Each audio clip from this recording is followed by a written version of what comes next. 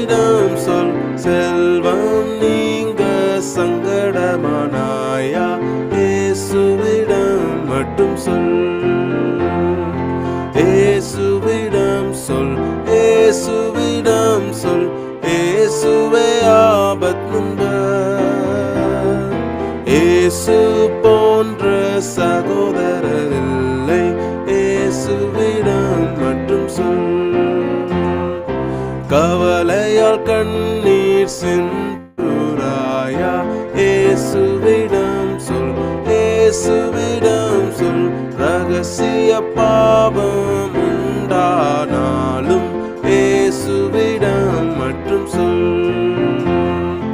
இயேசுவிடம் சொல், இயேசுவிடம் சொல், இயேசுவே ஆப்த நண்பர். இயேசு போன்ற சகோதரர் இல்லை, இயேசுவிடம் மட்டும் சொல். சூழம் துன்பம் பயன்படுத்தினால் இயேசுவிடம் சொல், இயேசுவிடம் சொல். நாளை என்ன வருமென பயந்தால் இயேசுவிடம் மட்டும் சொல். இயேசுவிடம் சொல், இயேசுவிடம் சொல், இயேசுவே ஆபத் நண்பர். இயேசு போன்ற சகோதரர் இல்லை, இயேசுவிடம் மட்டும் சொல். இயேசுவிடம் சொல், இயேசுவிடம் சொல், இயேசுவே ஆப்த நண்பர். இயேசு போன்ற சகோதரர் இல்லை, இயேசுவிடம் மட்டும் சொல். பாட்டு கூட்டத்தில் கலந்து கொண்ட உங்கள் யாவரையும் தேவன் ஆசீர்வதிப்பாராக. ஆமென். ஆமென். நல்ல ஆரம்ப பாடல்களை பாடி தேவனுடைய நாமத்தை மகிமைப்படுத்தின சகோதரனை கர்த்தர் ஆசீர்வதிப்பாராக. தேவனுடைய பரிசுத்த நாமத்துக்கு ஸ்தோத்திரம் உண்டாவதாக. இந்த வருடத்தின் 3வது மாதத்தின் முதல் வாரத்தின் ஓய்வு நாளில் தேவனுடைய ஆசீர்வாதத்தோடு கனடா SDA தமிழ் ஃபெலோஷிப் சார்பாக இந்த ஜூமில் இணைந்திருக்கிற உங்கள் ஒவ்வொருவரையும் வருக வருக வருகவென நான் வாழ்த்தி வரவேற்பதில் பெரும் மகிழ்ச்சி அடைகிறேன். அதோடு மட்டுமல்ல, இந்த இணைப்பிலே இணைந்து சிறப்பிக்க வந்திருக்கிற ஒவ்வொருவரையும் கர்த்தர் தாமே ஆசீர்வதிப்பாராக. எங்களுடைய அழைப்பை ஏற்று தேவ வசனத்தை கொடுக்கும்படியாக வந்திருக்கிற பாஸ்டர் சங்கர் ஜோஷுவா அவர்களையும் அவர் மனைவியையும் வாழ்த்தி வரவேற்கிறோம். உங்களுடைய ஒத்துழைப்புக்கு மிக்க நன்றி. தொடர்ந்தும் நாங்கள் இந்த ஆசீர்வாதமான கூட்டத்தை ஒவ்வொரு மாதத்திலும் நாங்கள் நடத்துகிறதுக்கு நீங்கள் காட்டுகிற ஒவ்வொரு ஒத்துழைப்புக்காக நன்றி தெரிவிக்கிறோம். தொடர்ந்து நாங்கள் இணைப்பில் இணைந்திருப்போம். கர்த்தர் எங்களை தொடர்ந்து வழி நடத்திட்டோம். ஆமென். இந்த நல்ல ஆராதனையின் ஆரம்ப பாடலாக நாம் அனைவருமாய் சேர்ந்து 365வது பாடல், என் ஜெப வேளை வாஞ்சிப்பேன் அப்போது என் துக்கம் மறப்பேன் என்கிற பாடலை நாம் அனைவருமாய் சேர்ந்து பாடுவோம்.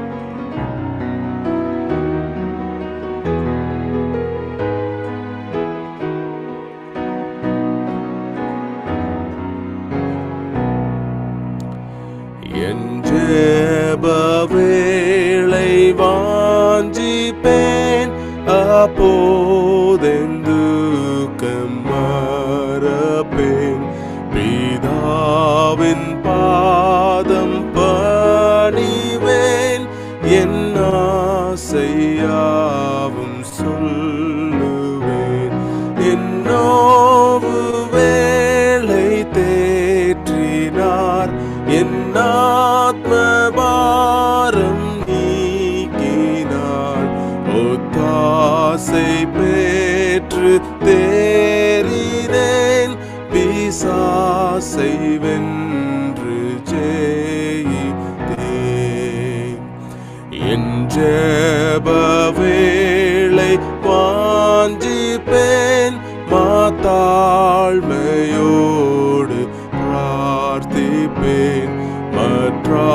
பாட்டை கேட்போர் வருவார், பேராசீர்வாதம் தருவார். என் வாக்கின் மேல் விசுவாசமாய் தம் தேடு ஊக்கமாய் என்றோர்க்கென் நோவை சொல்லுவேன். இவ்வேளையை நான் வாஞ்சிப்பேன். என் ஜெப வேளை வாஞ்சிப்பேன். ஆனந்த களிப்படைவேன். பிஸ்காவின் மேலே ஏறுவேன். என் மோட்ச வீட்டை நோக்குவேன். இத்தேகம் மாறியேகுவேன். நித்திய வாழ்வை பெறுவேன். பேரின்ப வீட்டில் வசிப்பேன். வாடாத கிரீடம் சூடுவேன்.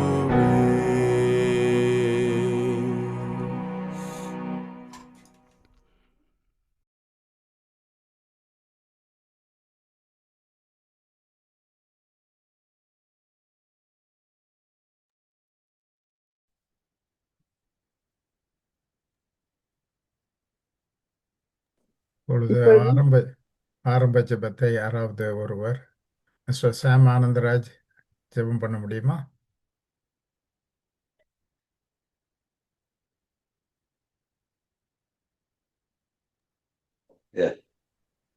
எல்லோரும் ஜெபிப்போம்.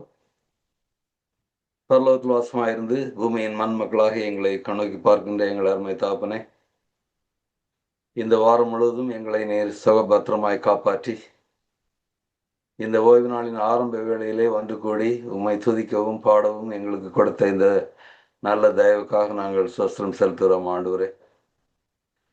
நாங்கள் ஒருவருக்கொருவர் தெரிந்தவர்களாகவும் உம்முடைய குடும்பத்தின் அங்கத்தினர்களாகவும் இந்த இடத்திலே கூடியிருக்கின்றோம் ஆண்டவரே. எங்கள் மத்தியிலே நீதாமை வந்தருளும். எங்கள் ஒவ்வொருவரையும் நீதாமை ஆசீர்வதித்தருளும் ஆண்டவரே. இந்த கூட்டத்தை பொறுப்பெடுத்து நடத்துகின்ற பிள்ளைகளோடு உம்முடைய கிருபை இருந்து அவர்களை ஆசீர்வதிக்க வேண்டுமாய் கெஞ்சுகிறோம் ஆண்டவரே. இங்கு கலந்து கொண்டிருக்கின்ற ஒவ்வொருவரோடும் நீதாமை இருந்து அவர்களுடைய மனதை திறந்து உம்முடைய ஆவியாலே அதை நிரப்பி எங்களுடைய மனங்களையும் எங்களுடைய உள்ளங்களையும் காதுகளையும் உம்முடைய செய்தியை கேட்கத்தக்கதாக நீதாமை கிருபை செய்தள்ளும் ஆண்டவரே.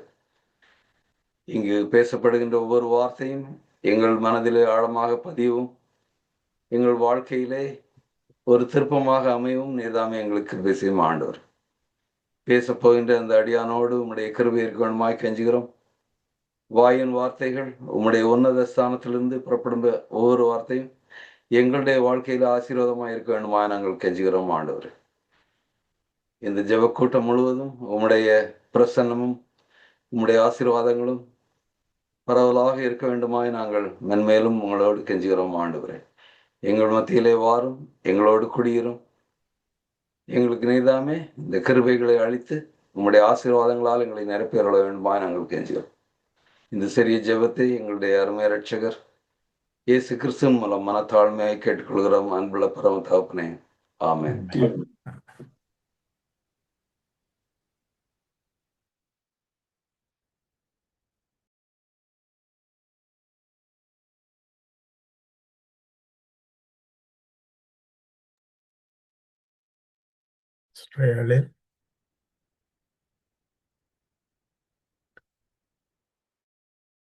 அன்மியூட். இன்று நமக்கு தியான பகுதியாக தெரிவு செய்யப்பட்ட பகுதி வெளிப்படுத்தின விசேஷம் அதிகாரம் 1 13 17 வசனங்கள். அந்த 7 குத்து விளக்குகளின் மத்தியிலே நிலையங்கி தரித்து மார்பருகே பொற்கச்சை கட்டியிருந்த மனுஷகுமாரனுக்கு ஒப்பானவரையும் கண்டேன். அவருடைய சிரசும் மயிரும் வெண்பஞ்சை போலவும் உறைந்த மழையை போலவும் வெண்மையாயிருந்தது. அவருடைய கண்கள் அக்னி ஜுவாலையைப் போல் இருந்தது. அவருடைய பாதங்கள் உலைக்களத்தில் காய்ந்த பிரகாசமான வெண்கலம் போல் இருந்தது. அவருடைய சத்தம் பெருவெள்ளத்து இரைச்சலை போல் இருந்தது. தமது வலது கரத்திலே 7 நட்சத்திரங்களை ஏந்தி கொண்டிருந்தார். அவர் வாயிலிருந்து இருபுறமும் கருக்குள்ள பட்டயம் புறப்பட்டது.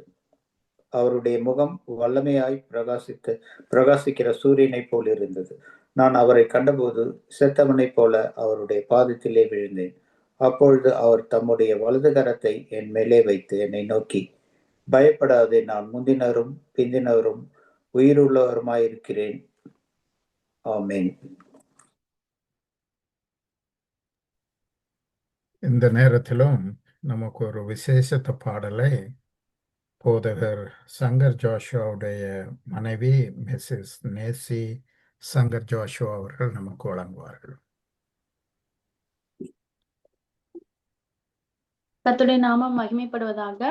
உங்கள் யாவருக்கும் எங்களுடைய ஓய்வு நாள் வாழ்த்துக்களை தெரிவித்துக் கொள்கிறோம். துதிசை மனமே நீதம் துதிசை, துதிசை மட்டும் நடத்தின உன் தேவனை, என்றும் என்றும் நன்றி மிகுந்த மனதோடே, என்றும் என்றும் நன்றி மிகுந்த மனதோடே, துதிசை மனமே நீதம் துதிசை, துதிசை உன் காலமெல்லாம் உன்னை தம் கரமதிலேந்தி, உன் காலமெல்லாம் உன்னை தம் கரமதிலேந்தி, வேண்டிய நன்மைகள் யாவும் முகந்தளித்தாரே, வேண்டிய நன்மைகள் யாவும் முகந்தளித்தாரே, துதிசை மனமே நீதம் துதிசை, துதிசை மட்டும் நடத்தின உன் தேவனை, என்றும் என்றும் நன்றி மிகுந்த மனதோடே, என்றும் என்றும் நன்றி மிகுந்த மனதோடே, ஈகிடும் வழியில் பாடுகள் பல நேர்ந்த போதும், ஈகிடும் வழியில் பாடுகள் பல நேர்ந்த போதும், ஏகபரன் உன் காவலனாயிருந்தாரே, ஏகபரன் உன் காவலனாயிருந்தாரே, துதிசை மனமே நீதம் துதிசை, துதிசை மட்டும் நடத்தின உன் தேவனை, என்றும் என்றும் நன்றி மிகுந்த மனதோடே, என்றும் என்றும் நன்றி மிகுந்த மனதோடே. தேவன் கொடுத்த அந்த வாய்ப்புக்கு நன்றி. ஆமென். இந்த அருமையான பாடலை வழங்கிய சகோதரிக்கு எங்களுடைய கனடா தமிழ் ஃபெலோஷிப்பின் மூலமாக நன்றியை தெரிவித்துக் கொள்கிறோம். இப்பொழுது நம்முடைய தேவ செய்திக்கு செல்லும் முன்பு பாஸ்டர் சங்கர் தேவ ஜோஷுவாவை பற்றி ஒரு சில காரியங்கள் சொல்ல கடமைப்பட்டிருக்கிறேன். என்னுடைய அழைப்பை ஏற்று குறுகிய 2-3 நாட்களிலே சரி என்று சொல்லி அவர் என்ன செய்தார், இதை ஏற்றுக்கொண்டதற்காக எங்களுடைய நன்றியை தெரிவித்துக் கொள்கிறோம். போதகர் சங்கர் தேவராஜ் அவர்கள் வால்பாறை, கோயம்புத்தூர் டிஸ்ட்ரிக்டில் இருந்து அவர்கள் வருகிறார்கள். அவர்கள் உடைய பெற்றோர்கள் இந்த தேவ செய்தியை பெற்றுக்கொள்ளும்போது இவர் இன்ஜினியரிங் காலேஜில் படித்து கொண்டிருந்தார். இன்ஜினியரிங் படிப்பு முடிந்த பின்பு அவருடைய பெற்றோர்களுடைய வேண்டுகோளின்படி நம்முடைய ஸ்பைசர் கல்லூரிக்கு போய் எம்ஏ ரிலிஜியஸ் ஸ்டடீஸ் முடித்து நம்முடைய சபையிலே அவர் போதகராக முதலாவது செங்கல்பட்டு சபையிலே ஊழியம் செய்தார்கள். அதற்கு பின்பு இப்பொழுது அவர் முதலாவது காஞ்சிபுரம் சபையிலே போதகராக இருந்தார். இப்பொழுது செங்கல்பட்டு சபையிலே அவர் போதகராக பணியாற்றி வருகிறார்கள். அவருக்கு அவருடைய மனைவியை நாம் இவ்வளவு நேரம் அவர்கள் பாடிய பாட்டை கேட்டோம். அவர்கள் இருவருக்கும் 2 மகள்கள் உண்டு. இரண்டாவது மகளுக்கு 5 வயது மாதம்தான் ஆகிறது. இவர் கடந்த 7-8 வருடங்களுக்கு மேலாக தேவ ஊழியத்தை செய்து வருகிறார். அவருடைய ஊழியத்தை தேவன் ஆசீர்வதிப்பாராக. இப்பொழுது அவர் நமக்கு தேவ செய்தியை கொண்டு வருவார். வணக்கம் பாஸ்டர்.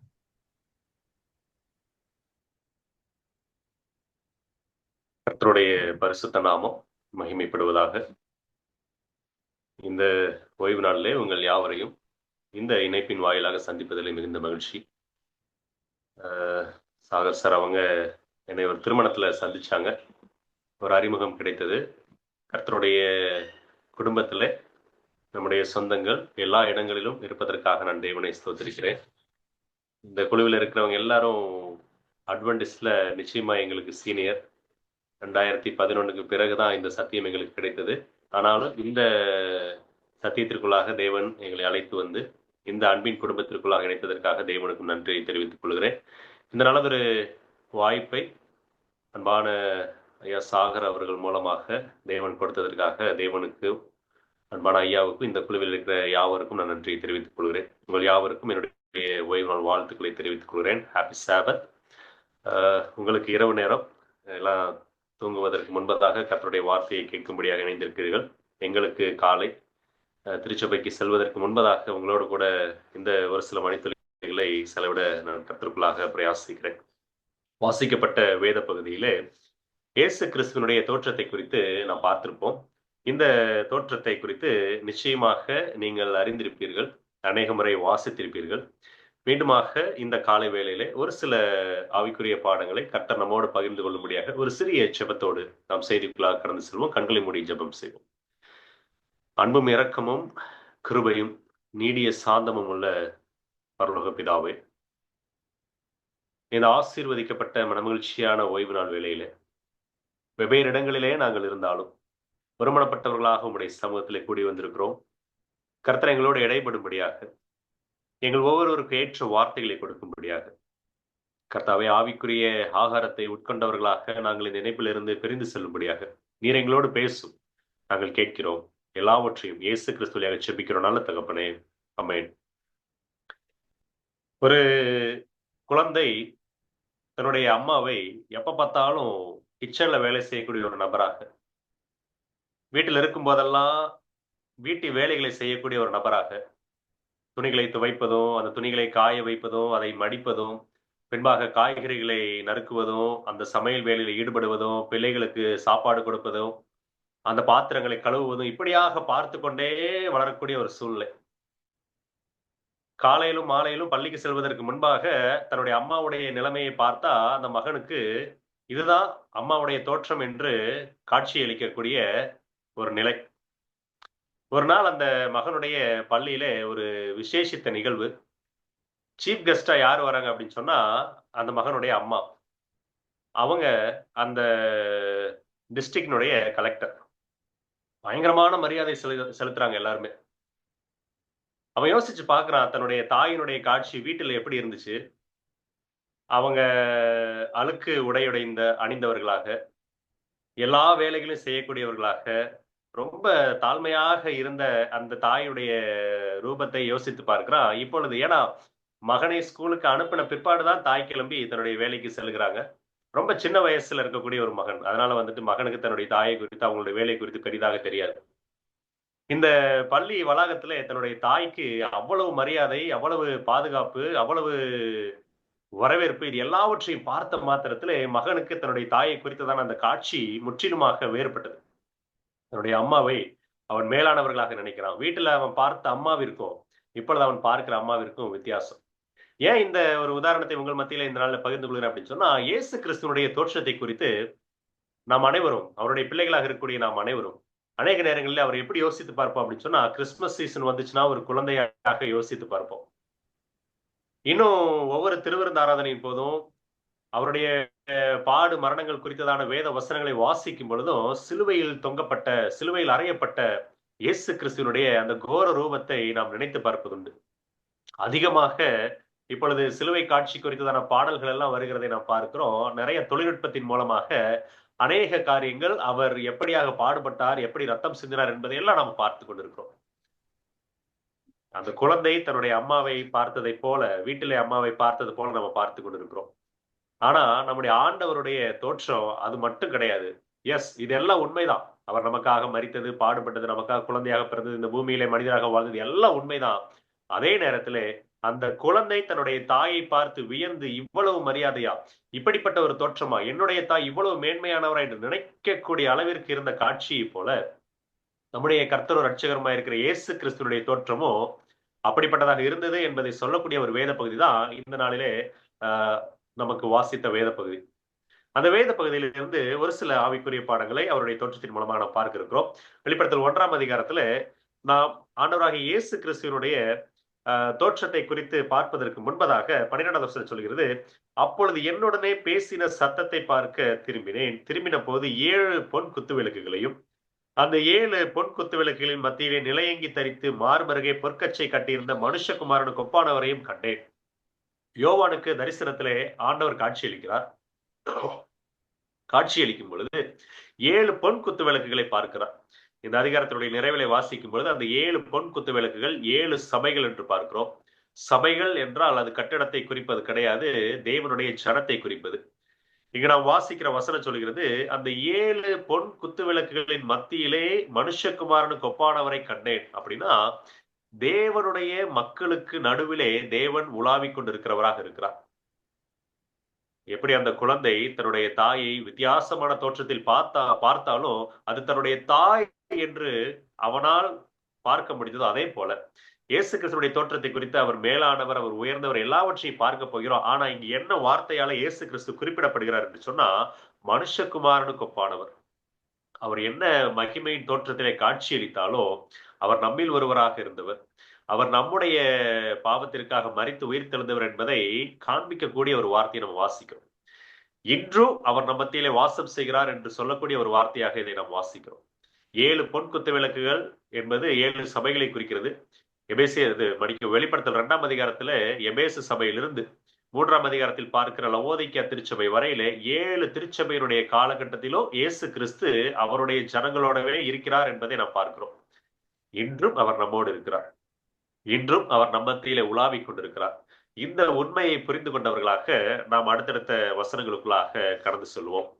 முதலாவதாக நாம் பார்க்கக்கூடிய வார்த்தை என்னவென்றால், அவருடைய சிரசை குறித்தும் அவருடைய தலைமுடியை குறித்தும் நாம் பார்க்கிறோம். 14ஆவது வசனம் சொல்லுகிறது, அவருடைய சிரசும் மயிரும் வெண்பஞ்சை போலவும் உறைந்த மழையை போலவும் வெண்மையா இருந்தது. அவருடைய தோற்றத்தை குறித்து சொல்லும் பொழுது ஒவ்வொரு உடல் பாகமாக யோவான் எழுதுகிறார். முதலாவது பாகமாக அவர் எழுதக்கூடிய பாடி பார்ட் என்ன அப்படின்னு சொன்னா சிரஸ். அவருடைய தலையை குறித்து அவர் எழுதுகிறார். தலையை குறித்து எழுதும் பொழுதோ, தலையினுடைய முடியை குறித்து எழுதும் பொழுதோ அவர் சொல்லக்கூடிய வார்த்தை என்ன என்று சொன்னா, அது வெண்பஞ்சை போலவும் உறைந்த மலையை போலவும் வெண்மையா இருந்தது. இதுல 3 முக்கியமான காரியங்களை பார்க்க இருக்கிறோம். ஒயிட் ஹேர் இன் அவர் கான்டெக்ஸ்ட் வீக்னஸ். நம்ம என்ன நினைப்போம் அப்படின்னு சொன்னா, வெள்ளமுடி வந்துருச்சு அப்படின்னா வயசாயிருச்சு, பலவீனமாகறாங்க அப்படின்னு சொல்லி நினைப்போம். But in the Bible it represents 3 character. The very first one wisdom. முதலாவதாக ஞானத்தை குறிக்கக்கூடியதாக இருக்கிறது. இரண்டாவதாக பியூரிட்டி, பரிசுத்தத்தை குறிக்கக்கூடியதாக இருக்கிறது. மூன்றாவதாக இட்டர்னல், நித்தியத்தை குறிக்கக்கூடியதாக இருக்கிறது. இந்த 3 வார்த்தைகளுக்கு உண்டான வேத வசனங்களை உங்களோடு பகிர்ந்து கொள்ள ஆசைப்படுகிறேன். நம்முடைய கர்த்தராகவும் ரட்சகருமா இருக்கிற இயேசு கிறிஸ்துவனுடைய சிரசும் அவருடைய தலைமுடியும் வெண்மையா இருந்தது என்று ஏன் யோவானுக்கு காட்டப்படுகிறது என்று சொன்னா, ஆண்டவருடைய குணத்தை காட்டுவதற்கு, ஆண்டவர் நமக்காக என்ன செய்கிறவர் என்பதை காட்டுவதற்காக அங்கு அப்படி காட்சி அளிக்கப்படுகிறது.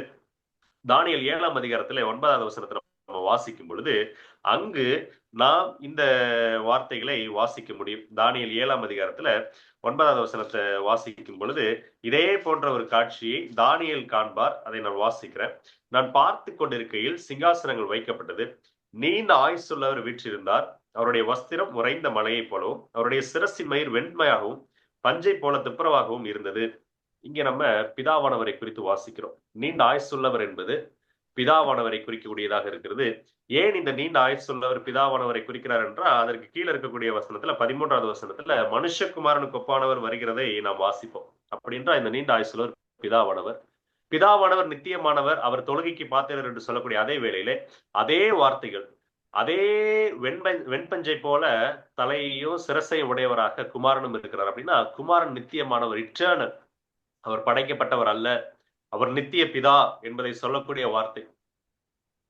இயேசு கிறிஸ்து ஏதோ இடையில பிறந்து புதிதாக உருவாக்கப்பட்டவர் அல்ல. இயேசு கிறிஸ்து நித்தியமானவர், அவர் காலத்திற்கு அப்பாற்பட்டவர். அவருக்கு துவக்கமும் முடிவும் கிடையாது. அவர் காலத்திற்குள்ளாக கட்டுப்படுத்தப்பட முடியாதவர். சகலமும் அவருக்கென்றும் அவரை கொண்டு உண்டாக்கப்பட்டது என்பதை குறிக்கக்கூடிய ஒரு பொருளாக, ஒரு காரியமாக அவருடைய சிரசும் தலைமுடியும் வெண்பஞ்சை போல இருந்தது என்பதை நாம் பார்க்கிறோம். இரண்டாவதாக அவருடைய பரிசுத்த தன்மையை குறிக்கக்கூடியதை நாம் பார்க்கிறோம். ஏசாயா 1ஆம் அதிகாரம் 18வது வசனம் சொல்கிறது, வழக்காடுவோம் வாருங்கள் என்று கர்த்தர் சொல்கிறார். இதோ உங்கள் பாவங்கள் சிவேர் என்று இருந்தாலும், அதை நான் வாசிக்கிறேன். உங்கள் பாவங்கள் சிவேர் என்று இருந்தாலும் உறைந்த மலையை போல் வெண்மையாகும், அவைகள் இரத்தாம்பர சிவப்பா இருந்தாலும் பஞ்சை போலாகும். பாவத்தை சிவப்பாக இருக்கக்கூடிய அந்த நிறம் குறிக்கிறது, பரிசுத்தத்தை வெண்மை என்கிற நிறம் குறிக்கிறது. ஆண்டவராகிய இயேசு கிறிஸ்து முற்றிலும் பரிசுத்தமானவர். அவரை குறித்து வாசிக்கும் பொழுது வேதம் சொல்கிறது, 1 சாமுவேல் புஸ்தகத்துல 2ஆம் அதிகாரம் 2வது வசனத்தை உங்களுக்கு வாசிக்கிறேன். கர்த்தரை போல பரிசுத்தம் உள்ளவர் இல்லை, உம்மை அல்லாமல் வேறொருவரும் இல்லை, எங்கள் தேவனை போல ஒரு கன்மலையும் இல்லை. கன்மலை என்பது இயேசு கிறிஸ்துவை குறிக்கக்கூடிய நாமம். எங்க இயேசு கிறிஸ்துவை குறித்து சொல்லும் போது கர்த்தரை போல் பரிசுத்தம் உள்ளவர் இல்லை என்று நாம் பார்க்கிறோம். இயேசு கிறிஸ்துவை அநேக நேரங்களிலே நாம் எப்படி பார்க்கிறோம் என்று சொன்னா, அவர் நம்முடைய பாவங்களை மன்னிக்கிற தேவன் என்பதை பார்க்கிறோம். அவர் நமக்காக பலியாக மரித்த தேவன் என்பதை பார்க்கிறோம். நம்ம என்ன செய்தாலும் அவர் நம்மை பொறுத்துக் கொள்வார் என்பதை பார்க்கிறோம். ஆனா சில நேரங்களிலே நாம் மறக்கக்கூடிய ஒரு காரியம் என்னவென்றால், அவர் பரிசுத்தம் உள்ளவர். அவரை போல் பரிசுத்தம் உள்ளவர் வேறொருவர் இல்லை என்று சொல்லக்கூடிய அளவிற்கு பரிபூரண பரிசுத்தம் உள்ளவர், அப்சல்யூட் பியூரிட்டி, பரிபூரண பரிசுத்தம் என்று நம்ம பார்க்கிறோமே, அந்த பரிசுத்த தன்மையை குறிப்பதற்காக அவருடைய தலையும் அவருடைய தலை முடியும் வெண்மையான பஞ்சை போல இருக்கிறது என்பதை நாம் பார்க்கிறோம். இன்னைக்கு அந்த பரிசுத்தம் உள்ள தேவன் நம்ம மத்தியில இருக்கிறார். அதுதான் நம்ம 13வது வசனத்துல வாசிச்சோம். நிலையங்கி தரித்திருந்த மனுஷகுமாரனுக்கு ஒப்பானவர் 7 பொன் குத்து வெள்ளைகளின் மத்தியிலே உலாவிக் கொண்டிருந்தார். நம்ம மத்தியில இன்னைக்கு இருக்கிறார். நம்ம மத்தியிலே அந்த நித்திய தேவனாகிய இயேசு கிறிஸ்து இன்றைக்கு இருக்கிறாரு. அவர் அதே பரிசுத்த தன்மையோடு இருக்கிறார் என்பதை நாம் நினைத்து பார்க்க வேண்டும். மூன்றாவதாக அவருடைய ஞானத்தை குறித்து பார்க்கும் பொழுது, அவருடைய ஞானத்திற்கு இணையானது வேறொரு ஞானமும் கிடையாது என்று வேதம் சொல்லுகிறது. ஏசாயா 9ஆம் அதிகாரம் 6வது வசனத்தில் அநேக நாமங்களை குறித்து நாம் வாசிக்கிறோம். அந்த நாமத்துல ஒரு நாமம் ஆலோசனை கர்த்தா. ஆண்டவர் என்ன சொல்றாருன்னா, இன்னைக்கும் நான் உங்க நடுவுல இருக்கிறேன், இன்னைக்கும் நான் உங்க மத்தியில் இருக்கிறேன். என்னுடைய ஞானத்திற்கு குறைவில்லாதது என்னுடைய ஞானம் குறைவில்லாதது என்பதை நீங்கள் அறிந்து கொள்வீர்கள். என்னிடத்திலே வந்து விசாரியுங்கள். நமக்கு ஒரு ஆலோசனை தேவை என்றா உலக நபர்களிடத்துல போகிறோம். நமக்கு ஒரு பிரச்சனை என்றா இதை எப்படி தீர்ப்பது என்று நாம் உலக பிரகாரமாக யோசிக்கிறோம். ஆனா ஆண்டவர் இந்த தோற்றத்தின் மூலமாக என்ன நமக்கு சொல்லிக் கொடுக்க விரும்புகிறார் என்றால், அவர் நித்தியமானவர், காலம் கடந்தவர், அவருக்கு நாளை என்ன நடக்கும் என்பது தெரியும். இப்படிப்பட்ட சர்வ வல்லமையுள்ள சர்வ ஞானம் படைத்த தேவன் நம்மோடு இருக்கும் பொழுது அவர் கொடுக்கக்கூடிய ஆலோசனைகள் நமக்கு ஏற்றதாக இருக்கும் என்பதை விசுவாசித்தவர்களாக அவரிடத்துல செல்ல வேண்டும். நம்ம நீதிமொழிகள் புஸ்தகத்துல வாசிக்கும் பொழுது முதிர் வயதுள்ளவர்கள் ஞானத்தில் நிறைந்தவர்கள் என்று நம்ம பார்க்கிறோம். அவர்களிடத்திலே சென்று ஆலோசனை கேட்க வேண்டும் என்று வாசிக்கும். இந்த பூமியிலேயே முதிர் வயதுள்ளவர்கள் அனுபவசாலிகள் இடத்துல ஆலோசனை கேட்க வேண்டும் என்றால், சகலத்தையும் படைத்த தேவன் நித்தியமானவர், அவரிடத்துல குறைவில்லை, அவர் பரிசுத்தமானவர், அவர் சகல ஞானத்திற்கும் உரியவராக இருக்கிறார் என்று நம்ம வாசிக்கிறோமே. நம்முடைய காரியங்களுக்கான ஆலோசனைகளை நாம் அவரிடத்திலே பெற்றுக்கொள்ளக்கூடியவர்களாக காணப்பட வேண்டும். இந்த முதலாவது உடல் பாகத்திலிருந்து ஆண்டவராகிய இயேசு கிறிஸ்துவின் மகிமையான அந்த தோற்றத்தின் காட்சியிலே அவருடைய சிரசும் தலைமயிரும் வெண்மையாக வெண்பஞ்சை போல இருந்தது என்று பார்க்கிறோமே. இதிலிருந்து தேவன் நமக்கு கற்றுக் கொடுக்கக்கூடிய காரியங்கள் என்னவென்றால், அவர் நித்தியமான தேவன், நம்மை நித்தியத்திற்கென்று வழிநடத்த விரும்புகிற தேவன். அவர் பரிசுத்தமுள்ள தேவன், இன்றும் நம்ம மத்தியிலே பரிசுத்தமான தேவனாகவே வாசம் செய்கிறார். நம்மையும் பரிசுத்தத்தில் வழிநடத்த விரும்புகிற தேவனாக இருக்கிறார். அவர் ஆலோசனை கர்த்தர். இன்று நமக்கு அநேக நேரங்களிலே சகல விதமான காரியங்களிலும் ஆலோசனைகள் தேவைப்படுகிறது. நம்மை வழிநடத்த ஆண்டவர் இன்றும் நம்ம மத்தியிலே இருக்கிறார். நாம் அவரிடத்திலே நம்மை வழிநடத்தும்படி நாம் ஒப்புக் கொடுக்கிறோமா என்பதுதான் இந்த முதலாவது காரியத்திலிருந்து நாம் கற்றுக்கொள்ளக்கூடிய ஆவிக்குரிய பாடங்கள். இரண்டாவதாக வெளிப்படுத்தல் 1ஆம் அதிகாரத்துல அதே வசனத்தை நான் மீண்டுமாக வாசிக்கிறேன். வெளிப்படுத்தல் 1ஆம் அதிகாரத்துல 14வது வசனத்தினுடைய பிற்பகுதி. அவருடைய கண்கள் அக்கினி ஜுவாலையை போல் இருந்தது. அவருடைய சிரசில் இருக்கக்கூடிய தலைமுடியையும் குறித்து நாம் படித்தோம். அது நமக்கு ஒரு சில ஆவிக்குரிய பாடங்களை கொடுத்தது. இரண்டாவதாக நாம் என்ன பார்க்கிறோம்னா, அவருடைய கண்களை குறித்து நாம் வாசிக்கிறோம். இரண்டாவது உடல் பாகமாக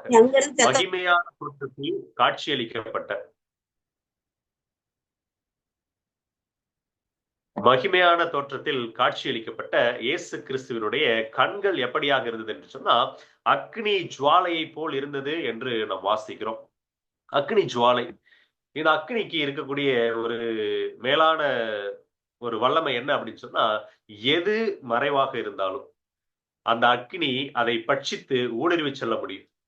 நாம் என்னதான் பாதுகாப்பாக இரும்பு பெட்டகத்திற்குள்ளாக இருக்கிறோம் என்று நினைத்தாலும், வல்லமையான அரண்களுக்குள்ளாக இருக்கிறோம் என்று நினைத்தாலும், ஒரு பெரிய மாளிகைக்குள்ளாக பாதுகாக்கப்பட்ட கோட்டைக்குள்ளாக இருக்கிறோம் என்று நினைத்தாலும், அந்த கோட்டையும் கரைந்து போக பண்ணும்படியாக தீயானது, நெருப்பானது அதை அழித்து போட முடியும். ஒன்றும் நெருப்பிற்கு முன்பாக நிற்க முடியாது என்பதை நாம் அறிந்திருக்கிறோம்.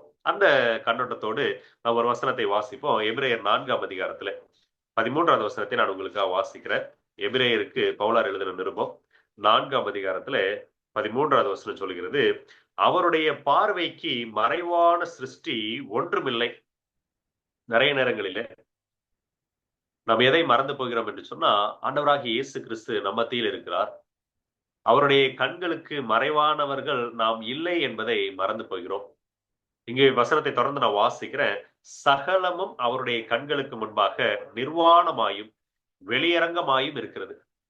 இந்த அக்னி ஜுவாலை போன்ற கண்களை குறித்து நாம் வாசிக்கும் பொழுது எதை நாம் புரிந்து கொள்ள வேண்டும், எதை இந்த நாளுக்குரிய இந்த பகுதியினுடைய ஆவிக்குரிய பாடமாக எடுத்துக்கொள்ள வேண்டும் என்றால், அவருடைய மகிமையான தோற்றத்திலே அவருடைய கண்களை குறித்து வாசிக்கும் பொழுது அந்த கண்கள் அக்னி ஜுவாலையை போல் இருந்தது. அந்த அக்னி ஜுவாலை எப்படி எந்த பொருள் மறைத்து வைக்கப்பட்டாலோ அந்த மறைப்பை தாண்டி, அந்த கோட்டையை தாண்டி மறைத்து வைக்கப்பட்ட பொருள் எதுவாக இருந்தாலும் அதை ஊடுருவி செல்லக்கூடிய வல்லமை அக்னிக்கு இருக்கிறதோ, அதே போல நம்முடைய வாழ்க்கை எப்படிப்பட்ட மறைவாக இருந்தாலும், நாம் எப்படிப்பட்ட ஒரு பூட்டப்பட்ட அறைக்குள் எது செய்தாலும், அல்லது நம்முடைய இருதயம் யாருக்கு தெரியாது என்று நினைத்து செய்கிறோமே, எதுவாக இருந்தாலும் ஆண்டவருடைய கண்களுக்கு மறைவானது ஒன்றுமில்லை என்று நாம் பார்க்கிறோம். இந்த தேவன் நம் நடுவில் இருக்கிறார். அந்த தேவன் இன்றும் நம் மத்தியில் இருக்கிறார். இன்றும் நம்மை பார்த்து கொண்டிருக்கிறார். வசனம் சொல்கிறது, அவர் கண்களுக்கு முன்பாக சகலமும் நிர்வாணமாயும் வெளியரங்கமாயும் இருக்கிறது. எப்படிப்பட்ட வார்த்தைகளை ஆண்டவர் பயன்படுத்திருக்கிறார் அப்படின்னு சொன்னா, எதையும் நாம் மறைக்க முடியாது.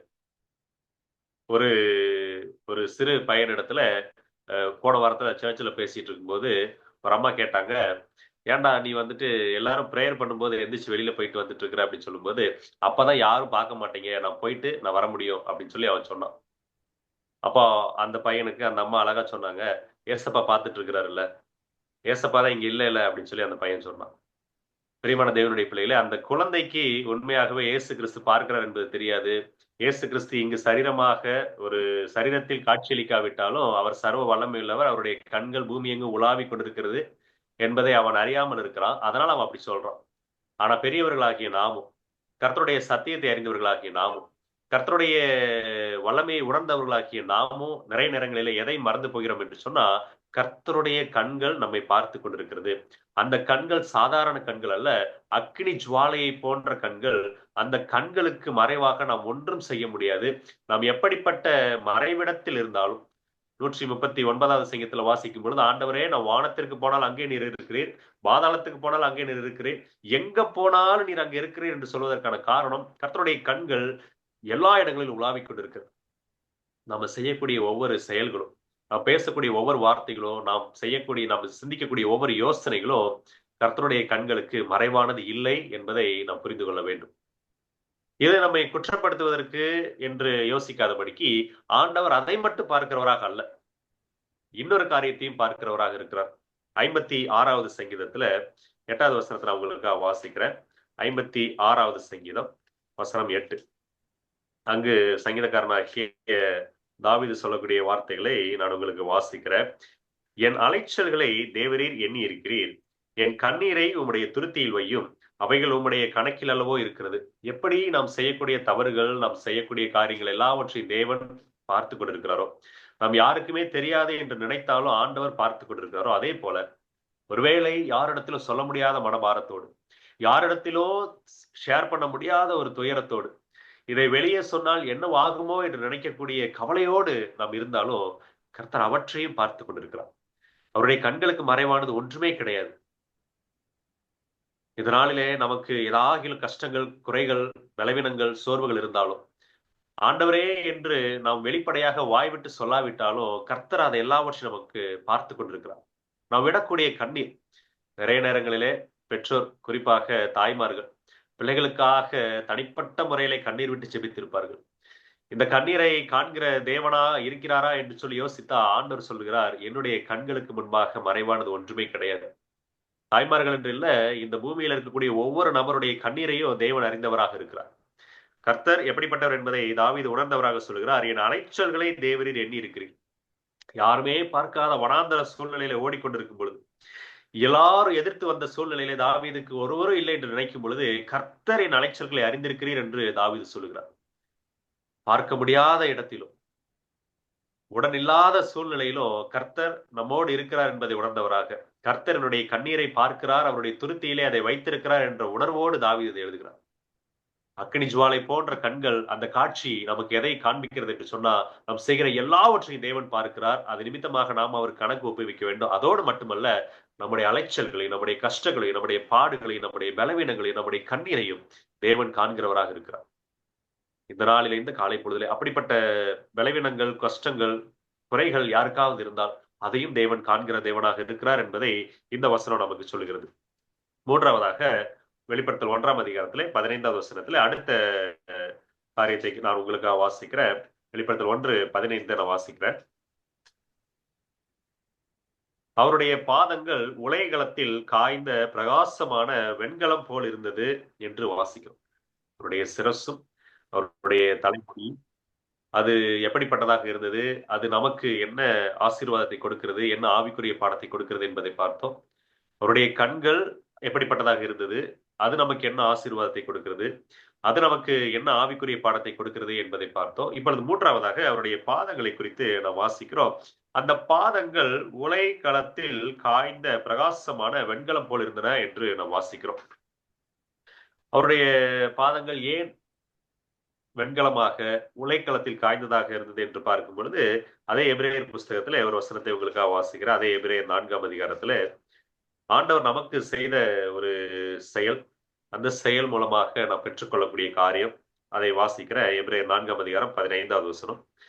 நம்முடைய பலவீனங்களை குறித்து பரிதபிக்க கூடாத பிரதான ஆசாரியர் நமக்கிராமல் எல்லா விதத்திலும் நம்மை போல் சோதிக்கப்பட்டும் பாவமில்லாதவராய் இருக்கிற பிரதான ஆசாரியரே நமக்கு இருக்கிறார். அவருடைய பாதம் அவர் நடந்து செல்லக்கூடிய வழியை காண்பிக்கக்கூடியதாக இருக்கிறது. பொதுவாக பாதம் என்பது நாம் செல்லக்கூடிய வழியை காண்பிக்கக்கூடியதாக இருக்கும். அவருடைய பாதம் எப்படிப்பட்டதாக இருந்துச்சுன்னா, உலைக்களத்தில் காய்ந்ததாக, அப்படின்னா சோதனைக்குள்ளாக நடந்து வந்த ஒரு பாதம், கடினமான கஷ்டத்திற்குள்ளாக நடந்து வந்த ஒரு பாதம், உலைக்களத்தில் காய்ந்த ஒரு பொன்னையோ ஒரு வெள்ளியோ வெண்கலத்தையோ அது எப்படி காய்ச்சப்படும் என்று பார்க்கும் பொழுது அதிகப்படியான வெப்பத்திலே, அதை குறித்து நாம் 1 பேதுரு 1ஆம் அதிகாரத்துல வாசிக்கிறோம். அழிந்து போகக்கூடிய பொன் அக்னியினால் சோதிக்கப்படுவது போல என்று வாசிக்கிறோம். இயேசு கிறிஸ்து நமக்காக என்ன செய்தார் என்பதை இந்த பாதம் காட்டுகிறது. நமக்காக என்ன செய்தார் என்று சொன்னா, எல்லா விதத்திலும் நம்மை போல் சோதிக்கப்பட்டவராக இருந்தார். இன்னைக்கு மகிமையான தோற்றத்தில் காட்சியளிக்கக்கூடிய இயேசு கிறிஸ்துடைய பாதத்தை பார்க்கக்கூடிய நமக்கு அவர் எல்லா விதத்திலும் நம்மை போல் சோதிக்கப்பட்டவராக இருந்தார். அதை சொல்லக்கூடிய வசனமாக அந்த பாதம் உலைக்களத்தில் காய்ந்ததாக இருந்தது. அதோடு மட்டுமல்லாமல் அது பிரகாசமான வெண்கலமா இருந்தது. அப்படின்னு சொன்னா இரண்டாவது காரியம், அவர் நமக்காக சோதனையை மட்டும் சகிக்கல, அந்த சோதனை எல்லாவற்றிலும் வெற்றி பெற்றவராக இருந்தார். அதே எபிரேயர் 4:15 சொல்கிறது, எல்லா விதத்திலும் நம்மை போல் சோதிக்கப்பட்டும் பாவமில்லாதவராய் இருக்கிற பிரதான ஆசாரியரே நமக்கு இருக்கிறார். ஆண்டவருடைய பாதம் எதை குறிக்கிறது என்று சொன்னா, அவருடைய வாழ்க்கையிலே நமக்காக இந்த பூமியிலே சகலவிதமான பாடுகளையும் நம்மை போல் எல்லா விதத்திலும் சோதிக்கப்பட்டும் அவர் பாவமில்லாதவராக காணப்பட்டார். அவர் சோதிக்கப்பட்டு பாவமில்லாதவராக இருந்ததினாலே அந்த பாதம் உலைக்களத்திலே காய்ந்த பிரகாசமான வெண்கலத்தை போல் இருந்தது. இன்னைக்கு நமக்கு ஆண்டவர் சொல்லக்கூடிய ஒரு ஆவிக்குரிய பாடம் என்னவென்று சொன்னா, யோபு புஸ்தகம் 23 யோபு சொன்ன வார்த்தையை நான் உங்களுக்காக வாசிக்கிறேன். யோபு 23:10. ஆனாலும் நான் போகும் வழியை அவர் அறிவார். யோபுவை போல நாமும் சொல்ல வேண்டும். நம்முடைய பாதமும் கடந்து செல்லக்கூடிய வழியை தேவன் நமக்காக நியமித்து வைத்திருக்கிறார். அவர் என்னை சோதித்த பின் நான் பொன்னாக விளங்குவேன் என்று யோபு சொல்லுகிறார். யோபுவிற்கு தெரியும், ஆண்டவர் அந்த பாதையிலே நடத்தும் பொழுது அந்த பாதையிலே நம்முடைய பாதங்கள் காய்ச்சப்படும் என்பதை அவர் அறிந்திருந்தார். காய்ச்சப்பட்டாலும் அதனுடைய முடிவிலே பிரகாசமாக விளங்க முடியும் என்று யோபு நம்பினார். நமக்கு முன்பாக, நமக்கு மத்தியிலே, நம் நடுவிலே உலைக்களத்தில் காய்ந்த பிரகாசமான வெண்கலத்தை போல உடைய பாதங்களை இயேசு கிறிஸ்து வைத்திருக்கிறார். காரணம் என்ன அப்படின்னு சொன்னா, நாம கடந்து செல்லக்கூடிய பாதையும் சோதனை நிறைந்த பாதை. இந்த பூமியிலே வாழக்கூடிய ஒவ்வொரு நொடிப்பொழுதிலும் நமக்கு அநேக சோதனைகளை சாத்தான் வைத்திருக்கிறான். சரீர பலவீனங்கள் இருக்கலாம், ஆவிக்குரிய குறைபாடுகள், அதாவது சோர்வுகள் ஏற்படலாம், குடும்ப சூழ்நிலைகளிலே சமாதானம் இல்லாத நிலைமை ஏற்படலாம், பொருளாதார நெருக்கடிகள் ஏற்படலாம். இது எல்லாவற்றிலும் தேவன் நமக்கு என்ன ஒரு ஆசீர்வாதத்தை வைத்திருக்கிறார் என்று சொன்னா, நீங்கள் போகிற வழியிலே நான் உங்களோடு நடந்து வந்திருக்கிறேன், இதற்கு முன்பாக நான் நடந்திருக்கிறேன், இப்பொழுது உங்களோடு நடந்து வருகிறேன். என்னுடைய பாதத்தை போல உங்களுடைய பாதமோ உலைக்களத்தில் காய்ந்து அது பிரகாசமான வெண்கலமாக பிரகாசிக்கப்படும் என்ற நம்பிக்கையை கொடுக்கிறார். சோதனையை சகிக்கிற மனுஷன் பாக்கியவான் என்று சொல்லி வாசிக்கிறோமே, அதை குறிக்கக்கூடிய ஒரு காட்சியாக அவருடைய பாதம் நமக்கு முன்பாக இருக்கிறது. நம்முடைய வாழ்க்கையிலே கடினமான சூழ்நிலைகளை கடந்து வரும் பொழுது கர்த்தருடைய பாதங்களை நாம் நினைவிலே வைத்துக் கொள்வோம். கர்த்தருடைய பாதம் நமக்கு நினைவிலே வரும் பொழுது அவர் சோதிக்கப்பட்டு பாவமில்லாதவராக இருந்தது போல நம்முடைய வாழ்க்கையிலே நாமும் இந்த சோதனையை கடந்து சென்று நிச்சயமாக பாவமில்லாத, கிறிஸ்துவனுடைய பலத்தினாலே பாவமில்லாத ஒரு வாழ்க்கையை வாழ்ந்து பிரகாசிக்கிற நட்சத்திரங்களைப் போல காணப்படுவோம். நான்காவதாக வெளிப்படுத்தல் 1:15 நான் வாசிக்கிறேன். 2வது பகுதி. அவருடைய சத்தம் பெருவெள்ளத்து இரைச்சலை போல் இருந்தது. அவருடைய சிரசும் தலைமுடியும் பார்த்தோம், வெண்மையாக இருந்தது. 2வதாக அவருடைய கண்களை குறித்து பார்த்தோம், அக்னி ஜுவாலையை போல் இருந்தது. 3வதாக அவருடைய பாதங்களை பார்த்தோம், அது உலைக்களத்தில் காய்ந்த வெண்கலத்தை போல் இருந்தது. 4வதாக அவருடைய சத்தம் பெருவெள்ளத்து இரைச்சலை போல் இருந்தது. அவருடைய சத்தம், அந்த சத்தத்தை யோவான் கேட்ட மாத்திரத்துல அது பெருவெள்ளத்து இரைச்சலை போல இருந்தது. இந்த பெருவெள்ளத்து இரைச்சலுக்கு இருக்கக்கூடிய ஒரு சில காரியங்களை நாம பார்க்கும்போது அது ரொம்ப ஆர்ப்பரிக்கக்கூடியதாக இருக்கும், வல்லமையை குறிக்கக்கூடியதாக இருக்கிறது. ஒரு சில காரியங்களை நான் உங்களுக்காக பகிர்ந்து கொள்கிறேன். வேத அறிஞர்கள் சொல்லக்கூடியது இதற்கான விளக்கமாக overwhelming authority, unstoppable force, supreme command, இதெல்லாம் ஆண்டவருடைய குணத்தை காண்பிக்கக்கூடிய பிரதிபலிப்பாக அவருடைய சத்தத்திலே பெருவெள்ளத்து இரைச்சல் என்கிற வார்த்தை குறிக்கிறது என்று எழுதியிருக்கிறாங்க. சங்கீத புஸ்தகத்திலே 33வது சங்கீதம் 9வது வசனத்தை நான் உங்களுக்காக வாசிக்கிறேன். 33ஆம் சங்கீதம் 9வது வசனம். அவருடைய வார்த்தையை குறித்ததான வல்லமையை பார்க்கும் பொழுது, அவர் சொல்ல ஆகும், அவர் கட்டளையிட நிற்கும். நம்ம பார்த்த அந்த 3 வார்த்தைகள், overwhelming authority, unstoppable force, supreme command, அதை இந்த வசனத்துல நம்ம பார்க்கிறோம். ஆண்டவருடைய வார்த்தை பெருவெள்ளத்து இரைச்சலை போல, அவருடைய சத்தம் பெருவெள்ளத்தில் இரைச்சலை போல இருந்தது. இந்த பூமியில இருக்கக்கூடிய சகலமும் அவருடைய வார்த்தையினால் உண்டாக்கப்பட்டது. வல்லமையுள்ள வார்த்தை உடையவர் நமக்கு மத்தியிலே இன்றும் நம்மோடு இருக்கிற தேவன். யோசித்து பாருங்க, இந்த சத்தத்தை நமக்கு அவர் பயன்படுத்தி இருந்தார் என்ன ஆயிருக்கும் அப்படின்னு யோசிச்சு பாருங்க. அவர் வல்லமையினாலே, நம்மை வற்புறுத்தலினாலே அவர் நம்மை அழைக்கவில்லை. 1 ராஜாக்கள் புஸ்தகத்துல 19ஆம் அதிகாரத்துல எலியா எசபேலுக்கு பயந்து ஓடுவார். ஓடும் பொழுது நடக்கக்கூடிய சம்பவங்கள் எல்லாவற்றையும் நீங்க படிச்சிருப்பீங்க. முதலாவது நடக்கக்கூடிய காரியம் என்ன அப்படின்னு சொன்னா, அவர் அங்கு சுனைச்செடியின் கீழே படுத்திருப்பாரு. அப்பொழுது வந்துட்டு ஆண்டவர் அவருக்கு தோன்றுவதற்கு முன்பாக என்ன நடக்கும்னு சொன்னா 16வது வசனம். அப்பொழுது அவர், நீ வெளியே வந்து கர்த்தருக்கு முன்பாக பர்வதத்தில் நில் என்றார். அப்பொழுது இதோ கர்த்தர் கடந்து போனார். கர்த்தருக்கு முன்பாக பர்வதங்களை பிளக்கிறதும் கண்மலைகளை உடைக்கிறதுமான பலத்த பெருங்காற்று உண்டாயிற்று. இந்த பெருவெள்ளத்து இறைச்சலுக்கான எல்லா அனுபவங்களையும் நம்ம வாசிக்க முடியும். ஆனாலும் அந்த காற்றிலே கர்த்தர் இருக்கவில்லை. காற்றிற்கு பின் பூமி எதிர்ச்சி உண்டாயிற்று. பூமி எதிர்ச்சியிலும் கர்த்தர் இருக்கவில்லை. இதெல்லாம் அவருடைய வல்லமையை குறிக்கக்கூடியது. அவருடைய வார்த்தை அவ்வளவு வல்லமையுடையது. இதையெல்லாம் அவருடைய வார்த்தையினால நடைபெறக்கூடியது. ஆனா இது எதுலையுமே அவர் பேசவில்லை. பூமி எதிர்ச்சிக்கு பின் அக்கினி உண்டாயிற்று. அக்கினியிலும் கர்த்தர் இருக்கவில்லை. அவருடைய பெருவெள்ளத்து இறைச்சலை போல சத்தம், இது எல்லாவற்றையும் செய்யக்கூடியது. இது எல்லாம் நடந்ததற்கான காரணமே ஆண்டவருடைய பெருவெள்ளத்து இறைச்சலை போல சத்தத்தினாலதான். ஆனா நம்ம நடுவுல மனிதர்களாகிய நம்ம இடத்துல அவர் எப்படி பேசுகிறார் என்று சொன்னா, அக்கினிக்கு பின் அமர்ந்த மெல்லிய சத்தம் உண்டாயிற்று. அந்த அமர்ந்த மெல்லிய சத்தத்துலதான் ஆண்டவர் இன்னைக்கு பேசுறாரு. அவரை குறித்து பார்க்கும் பொழுது அவருடைய சத்தம் பெருவெள்ளத்து இறைச்சலை போல இருக்கிறது. அவர் சொன்னா சகலமும் கீழ்ப்படியும். காற்றையும் கடலையும் பார்த்து இறையாதே, அமைதலா இரு என்று பெருவெள்ளத்து இறைச்சலை போல அவருடைய வார்த்தையை உயர்த்தும் பொழுது அது அமைதலா இருந்தது. இந்த பூமியை உண்டாக்கின பொழுது ஜலங்களை இவ்விடத்திற்கு கடந்து வராதே என்று கட்டளை கொடுத்த போது அது ஒரு இடத்திலே குவியலாக இருந்தது. செங்கடலை இரண்டாக பிளந்த போது கர்த்தருடைய பெருவெள்ளத்து இறைச்சலினாலே அது இரண்டாக பிளந்து நின்றது.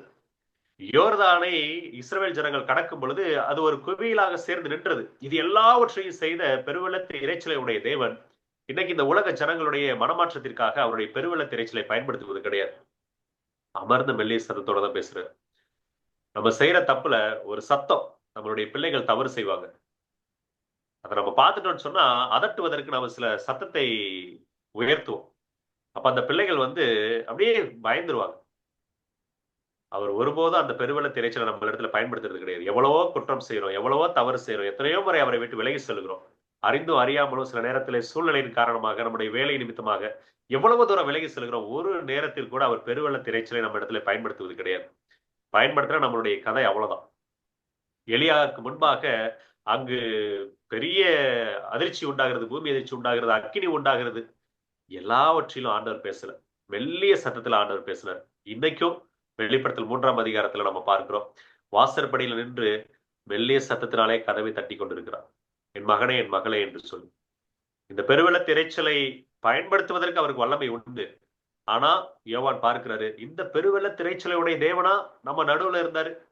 இந்த பெருவெள்ளத்து இறைச்சலுடைய தேவனா நம்மத்தில இருக்கும் பொழுது யார் பெரியவன் என்று நம்ம கேட்டுக்கொண்டிருந்தோம். இந்த பெருவெள்ளத்து இறைச்சலுடைய தேவன் நம்மத்தில இருக்கும் பொழுதுதான் நாம் ஒருவருக்கு விரோதமாக ஒருவர் குறை சொல்லிக் கொண்டிருந்தோமா என்பதை எல்லாம் அவர் பார்க்கிறார். அந்த பெருவெள்ளத்து இறைச்சலை ஆண்டவர் பயன்படுத்தல, மெல்லிய சத்தத்தினாலே ஒவ்வொரு முறையும் ஆலோசனையாகத்தான் சீஷர்களுக்கு சொல்லி வந்தார். இன்னைக்கும் நமக்கு வேத வசனங்கள் மூலமாக ஆலோசனையாகத்தான், மெல்லிய வசனத்தினாலதான், மெல்லிய சத்தத்தினாலதான், ஆவியானவருடைய வார்த்தையினாலதான் இருதயத்தில் நம்மோடு பேசிக்கொண்டே இருக்கிறார். அவர் பெருவெள்ளத்து இறைச்சலை பயன்படுத்துவதற்கு முன்பாக அவருக்கான கதவை நாம் திறந்து கொடுப்போம். அந்த பெருவெள்ளத்து இறைச்சலை கேட்கறதுனாலதான் மலைகளே குன்றுகளை எங்கள் மீது வந்து விழுந்து மூடி போடுங்கள் என்று சொல்றாங்க வெளிப்படுத்தல் 6ஆம் அதிகாரத்துல. அந்த நாளுக்கு நாம் போகாதபடிக்கு அந்த பெருவெள்ளத்து சத்தத்தை கேட்டு நாம் மலைகளை குன்றுகளை எங்கள் மீது விழுந்து மூடுங்கள் என்று சொல்லாதபடிக்கு மெல்லிய சத்தத்தினால் நம்மோட பேசும்போதே ஆண்டவருக்கு நம்முடைய இருதய கதவுகளை திறந்து கொடுப்போம். இந்த காலை வேளையிலே அடுத்த வசனமாக வெளிப்படுத்தல் 1ஆம் அதிகாரம் 16வது வசனம் 17வது வசனத்தை நான் வேகமாக சொல்லி முடிக்கிறேன். தமது வலது கரத்துல 7 நட்சத்திரங்களை ஏந்தி கொண்டிருந்தார். அவருடைய வாயிலிருந்து இருபுறமும் கருக்குள்ள பட்டயம் புறப்பட்டது. அவருடைய முகம் வல்லமையாய் பிரகாசிக்கிற சூரியனை போல இருந்தது.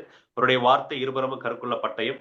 அதை குறித்து எபிரேயர் 4:12 வாசிக்கிறோம். நம்முடைய இருதயத்தின் யோசனைகளை வகையறுக்கிறதாக அது இருக்கிறது. எல்லாவற்றையும் செய்ய அவருக்கு வல்லமை உண்டு. அன்பான தேவனுடைய பிள்ளைகளே, தேவனுடைய ஊழியக்காரர்களே, இந்த காலை வேளையிலே நாம் 4 காரியங்களை பார்த்தோம். இது எல்லாவற்றையும் யோவானும் பார்த்தார்.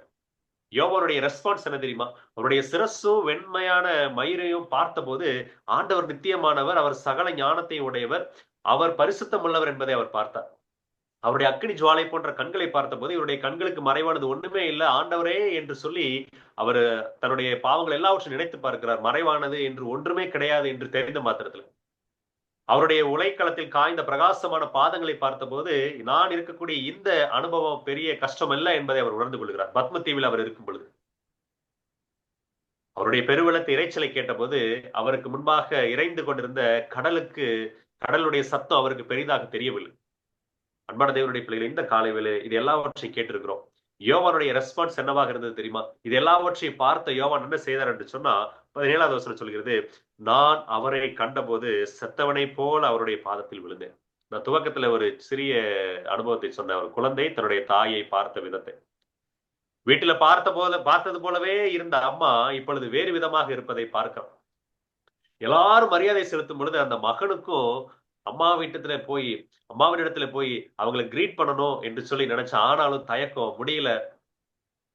அன்பான தேவனுடைய பிள்ளைகளை, இங்கு யோவான் கூடவே இருந்தார் இயேசு கிறிஸ்து. இப்பொழுது மகிமையான தோற்றத்தில் பார்க்கும் பொழுது முன்பு இருந்ததை போல யோவான் இயேசுவை பார்க்கவில்லை. இப்பொழுது என்ன நினைக்கிறாருன்னு சொன்னா, இந்த தேவனுக்கு முன்பாக நிற்பதற்கு தகுதியற்றவன், இந்த தேவனுடைய தோற்றத்திற்கு முன்பாக நான் நிற்பதற்கு தகுதியற்றவன் என்று சொல்லி அவருடைய பாதத்திலே செத்தவனை போல் விழுந்தான். இதுவும் நமக்கு ஒரு அடையாளம். என்ன அப்படின்னு சொன்னா, இந்த மகிமையான காட்சி இந்த நாளிலே படித்திருக்கிறோமே, இன்னும் நாம நம்முடைய சுயத்தில நிற்காதபடிக்கு நம்முடைய சுயத்திற்கு செத்தவர்களாக தேவனுடைய பாதத்திலே விழுவோம்.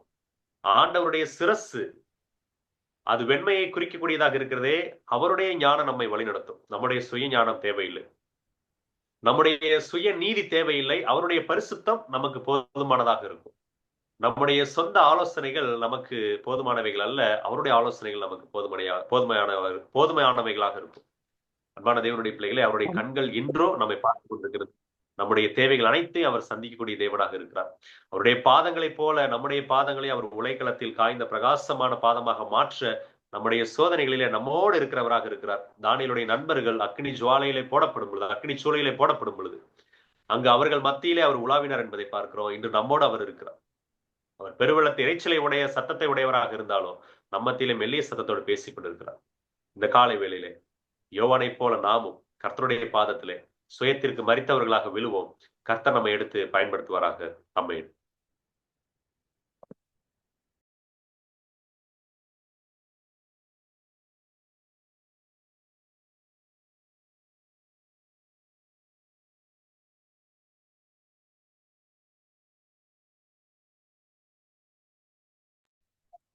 இப்பொழுது முடிவு பாடலை சகோதரி தயாளன் முத்தையா அவர்கள் எடுத்து கொடுப்பாங்க. அவங்க பாட்டு முடிச்ச அப்புறம் போதகர் ஆசீர்வாத ஜெபத்தையும் எடுத்து கொடுங்க பாஸ்டர்.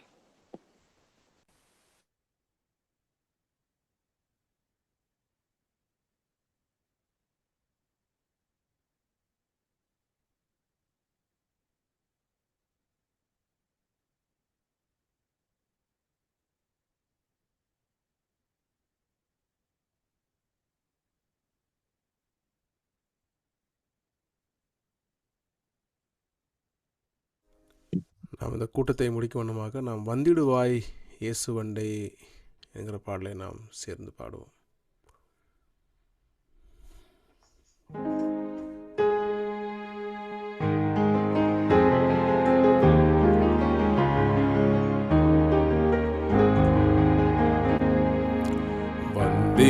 வந்திடுவாய் இயேசுவண்டை சிந்தனை செய்து நின்றிடாதே, பலவீனனோ நீ அறிவீனனோ, காலம் கடக்காமல் வந்திடுவாய் வந்திடுவாய் இயேசுவண்டை வாராய்.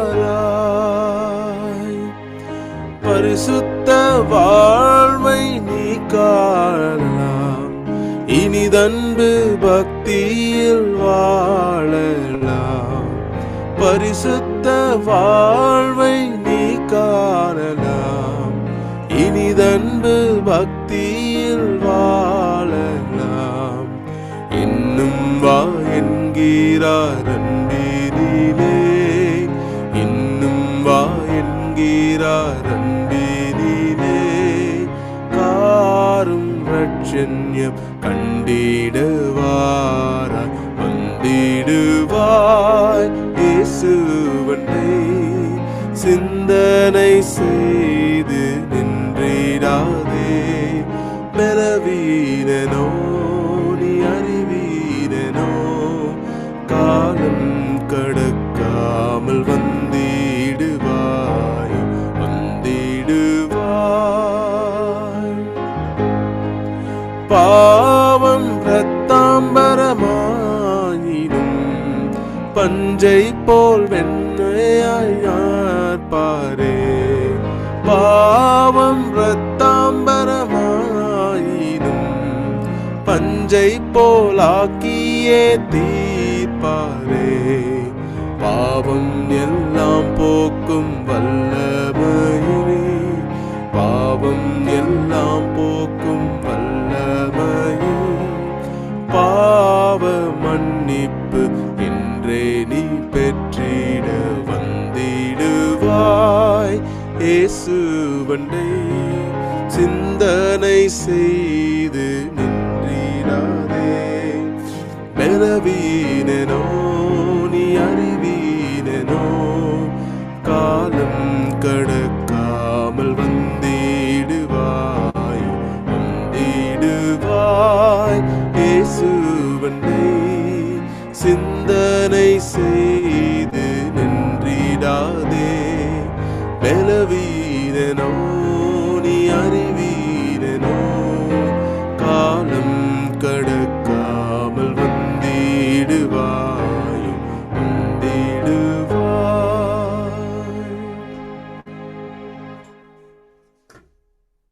ஜெபம் செய்வோம். சர்வ வல்லமையுள்ள பரலோக தேவனே, எங்களை மீட்கும்படியாக உம்முடைய ஒரே பேரான குமாரனான இயேசு கிறிஸ்துவை எங்களுக்காக பலியாக ஒப்புக் கொடுத்தீரே. அந்த மேலான அன்பிற்காக உமக்கு நன்றி செலுத்துகிறோம்.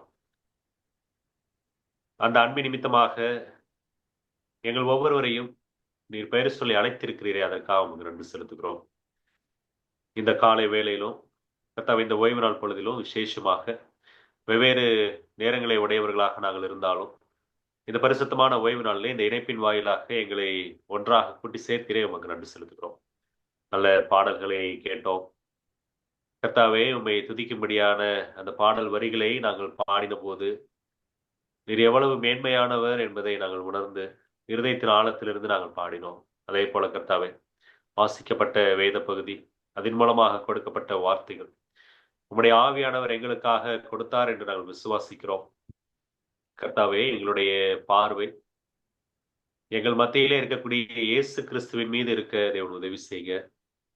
அந்த இயேசு கிறிஸ்துவை நாங்கள் பார்க்கும் பொழுது யோவானை போல நாங்கள் ஒன்றும் இல்லை என்பதை உணர்ந்தவர்களாக, அவருடைய ஞானத்திற்கு முன்பாக, அவருடைய கண்களுக்கு முன்பாக, அவருடைய பிரகாசமான வெண்கலமான பாதத்திற்கு முன்பாக கர்த்தாவே நாங்கள் ஒன்றும் இல்லை என்பதை உணர்ந்தவர்களாக முற்றிலுமாக எங்களை அர்ப்பணித்து உங்களுடைய சமூகத்திலே தாழ்த்துகிறோம். எங்களுடைய குற்றங்கள் குறைகள் எல்லாவற்றையும் எடுத்து போடுங்க. எங்களுடைய வாழ்க்கையின் சகல காரியத்தையும் நீர் ஆலோசனை கர்த்தராக இருந்து வழி நடத்துங்க. கர்த்தாவே, நாங்கள் மறைவானவைகளாக செய்யக்கூடிய காரியங்கள் உமக்கு பிரியமில்லாதவைகளாக இல்லாதபடிக்கு கர்த்தர் எப்பொழுது எங்களை பார்த்து கொண்டிருக்கிறார் என்று நினைத்தவர்களாக நாங்கள் உம்முடைய பரிசுத்தத்தில் பங்கு பெறும்படியாக உண்மையுள்ளவர்களாக நடக்க கிருபை தாங்க. கர்த்தாவே, எங்களுடைய சோதனையின் காலங்களிலே நாங்கள் கடந்து செல்லக்கூடிய பாதையிலே நீர் எங்களை கரம் பிடித்து வழிநடத்தும்படியாக நாங்கள் ஜெபிக்கிறோம். இன்றும் எங்களோடு நீர் மெல்லிய சத்தத்தினாலே பேசிக் கொண்டிருக்கிறீர். உம்முடைய மெல்லிய சத்தத்தை நாங்கள் அசட்டை பண்ணாதபடிக்கு, ஒரு நாளிலே அந்த பெருவெள்ளத்தை இறைச்சலை நாங்கள் கேட்டு நாங்கள் துன்பப்படாதபடிக்கு உம்முடைய மெல்லிய சத்தத்தை இப்பொழுதே கேட்டு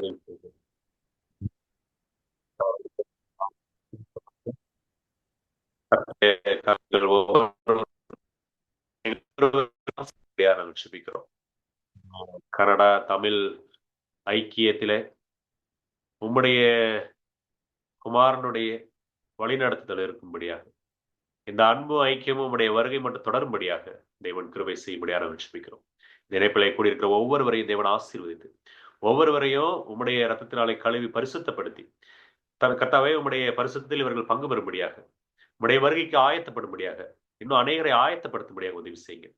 இந்த இணைப்பில் இணைந்திருக்கிற ஒவ்வொரு நபர்களுடைய குடும்ப உறுப்பினர்களுக்காக நாங்கள் ஜெபிக்கிறோம். அவர்களுடைய கையின் பிரயாசங்களுக்காக நாங்கள் ஜெபிக்கிறோம். யாவையும் தேவன் ஆசீர்வதித்து கொடுங்க. கர்த்தாவே, இந்த விசேஷமான ஓய்வு நாளிலும் கூட இவர்களுடைய தேவைகளுக்காக நாங்கள் ஜெபிக்கிறோம். அந்த தேவைகள் எல்லாவற்றையும் அக்னி ஜுவாலை போன்ற உங்களுடைய கண்கள் பார்த்து கொண்டிருக்கிறது. அவர்களுக்கு மறைவானது ஒன்றும் இல்லை என்பதை நாங்கள் அறிந்திருக்கிறோம். கர்த்தர் நீர் பெரியவர், இவர்களுக்கு தேவையான அனைத்தையும் சகலத்தையும் நீ நன்மைக்காக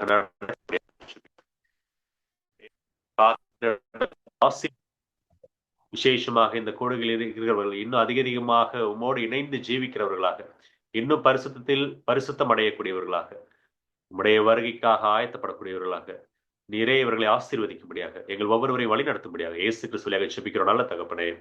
ஆமென். என் ஆத்துமாவே கர்த்தரை ஸ்தோத்திரி, என் முழுவலுமே அவருடைய பரிசுத்த நாமத்தை ஸ்தோத்திரி. என் ஆத்துமாவே கர்த்தரை ஸ்தோத்திரி, அவர் செய்த சகல உபகாரங்களையும் மறவாதே.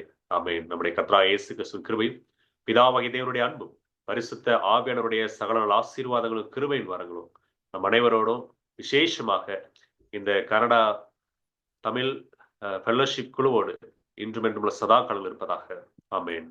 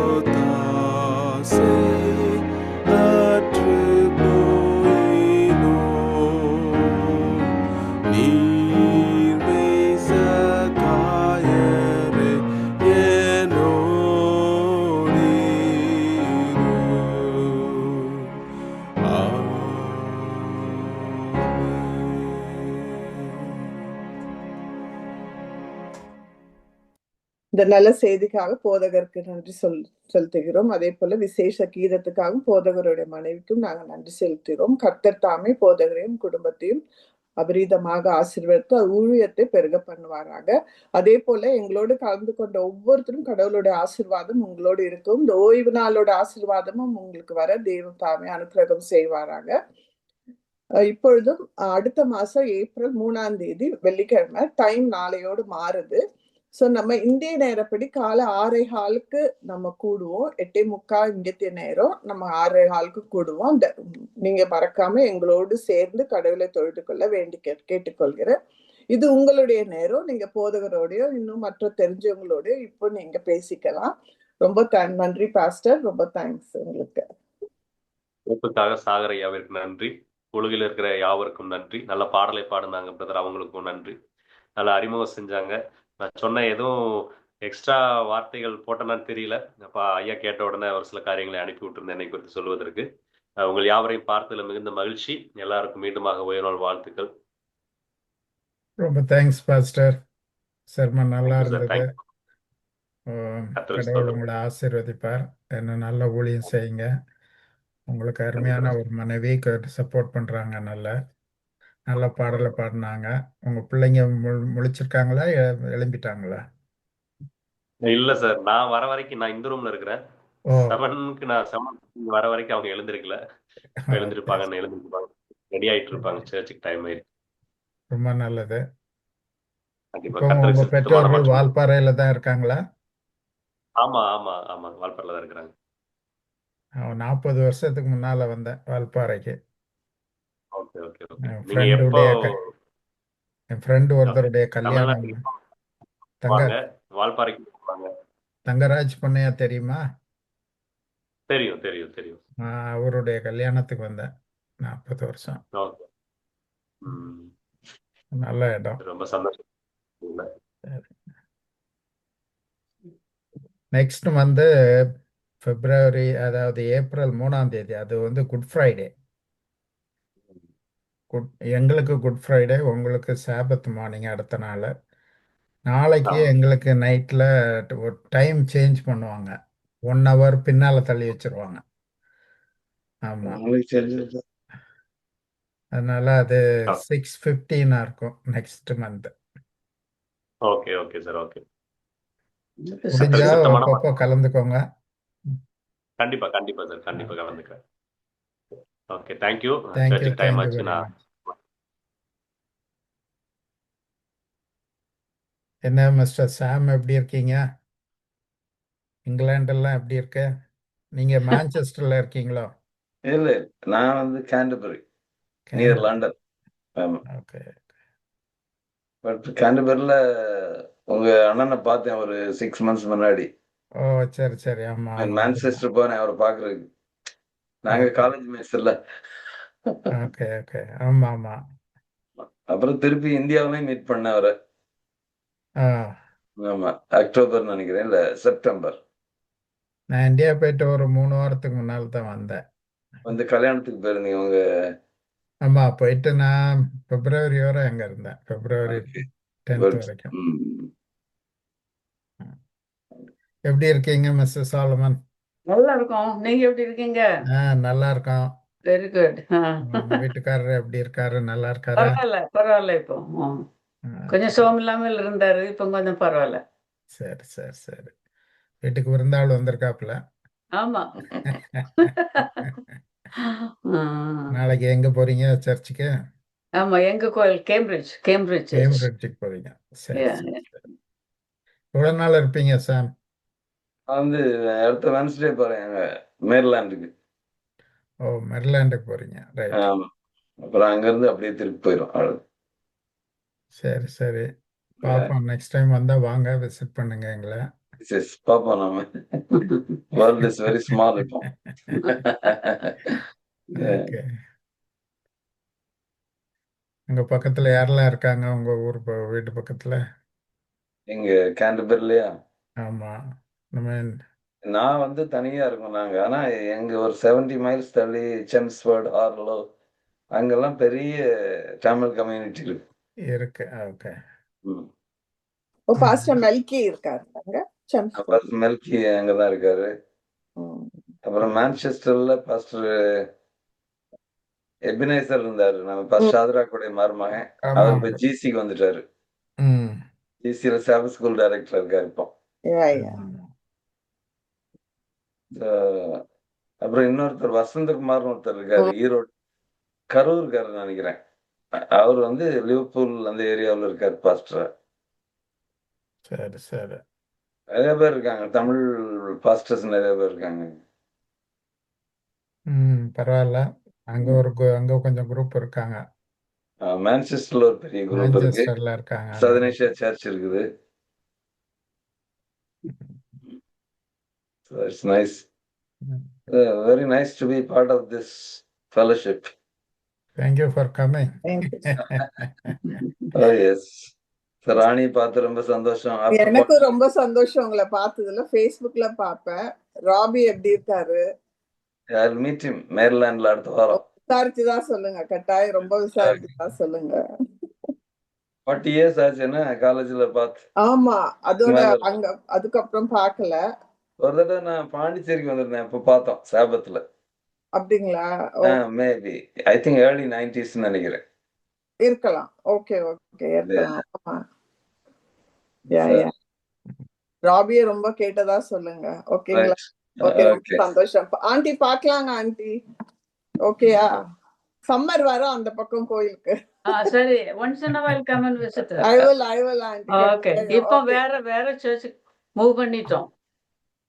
ஓ, அதே சர்ச்ல இல்ல, we are renting a different church. அப்ப அந்த சர்ச் இல்ல இப்ப? இல்ல, நீங்க வந்தா எங்களுக்கு கான்டாக்ட் பண்ணுங்க, we'll give you the information. ஓ, அப்படிங்களா? ஓகே ஓகே, அப்ப சரி ஆண்டி. நாங்க இங்கதான் கிச்சனர் தான் பக்கத்துல இருக்குல்ல, 4 minutes டிரைவ் எனக்கு. ஓகே, அது சௌரியமா இருக்கு போறது. ஆமா ஆமா. அது உங்க மகா அங்க இருக்கிறல்ல? மகா இங்க என் வீட்டுல இருக்கு, என் கூட இல்ல. நானும் இல்ல, அவ அந்த சர்ச்சுக்கு போவல்ல. ஓ, மகள, ஆமா, கிராண்ட் டாட்டர் இருக்கா, பேத்தி இருக்கால, 3 வயசு. அவங்க வந்து அந்த சாப ஸ்கூல் அவங்க வருவாங்க. நானு சாப ஸ்கூலுக்கு இங்கதான் போவேன். ஓகே ஆண்டி, பாக்கலாங்களா? சரி, பாக்கலாம். மீட்டிங் உங்களை. ஓகேங்களா? பாக்கலாம். அண்ணா call this week. Okay Dayalan தம்பி, thank you so much. Dayalan, thank you. இன்னைக்கு ஒரு போட்டோ ஒன்னு அனுப்பினாரு. நான் அந்த போட்டோ உங்களுக்கு அனுப்புறேன். அது ரொம்ப நஸ்டால்ஜிக்.